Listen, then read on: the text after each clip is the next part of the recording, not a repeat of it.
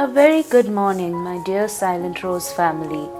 My today's reflection is dedicated to parents who lost their children as infants or at a very young age, or maybe due to miscarriage. My dear friends, I cannot even begin to comprehend the feeling of loss that these parents might possibly be going through. That's right, I said parents. Even if you may have lost your child, you began being a parent from the moment that little baby was conceived. And now your little one is in the gentle hands and care of God. I may not understand your pain, and people around you may not understand your pain, but there are two people who will definitely understand your pain.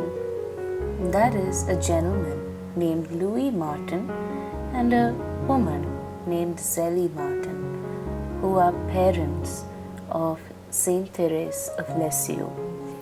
Louis Martin and Zélie Guérin met in Alençon, and on July 13th, 1858, they got married and began their remarkable married life.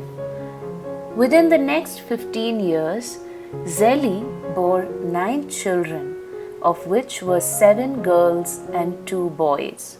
Louis and Zélie always wished to live a married life that was very much in alliance with God's will for them. In their joy and in their sufferings, they very faithfully held on to their bond with God. They entrusted everything into their hands. As joyful and content their married life was, they really suffered a lot when death entered their life. Within 3 years, Louis and Zélie lost 2 baby boys, a 5-year-old girl and a 6.5-week-old infant girl. All of them passed away at different times, but within a span of 3 years. And at this point, Zélie was left numb with sadness. And she acknowledged that she didn't have a penny's worth of courage, but she still entrusted her pain to God. It was her faith that sustained her. Zélie once said, "When I closed the eyes of my dear little children and buried them, I felt sorrow through and through." There were people who even told her it would have been better never to have had them. And this pained Zélie so much, because Zélie believed that her children were never lost forever. As we know it, life is short and full of joy and miseries, but Zélie always held on to that belief that her children were safe in the hands of God. Louis and Zélie had their last child born on January 2nd, 1873.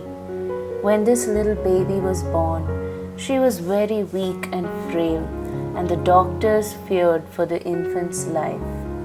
The family, with a dreadfully sinking feeling, was preparing for yet another blow.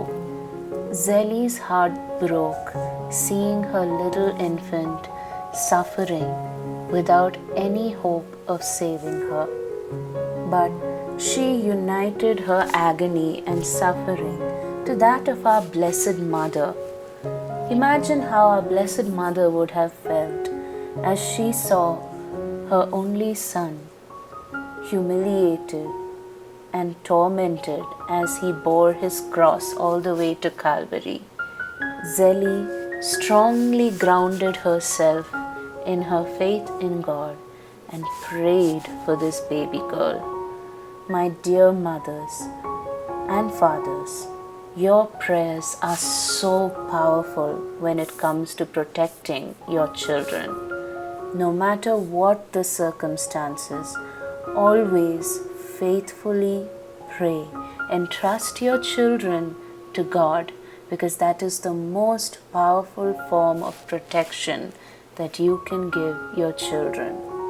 Zélie earnestly prayed for her infant girl, and eventually this baby girl proved to be much tougher than anyone realized.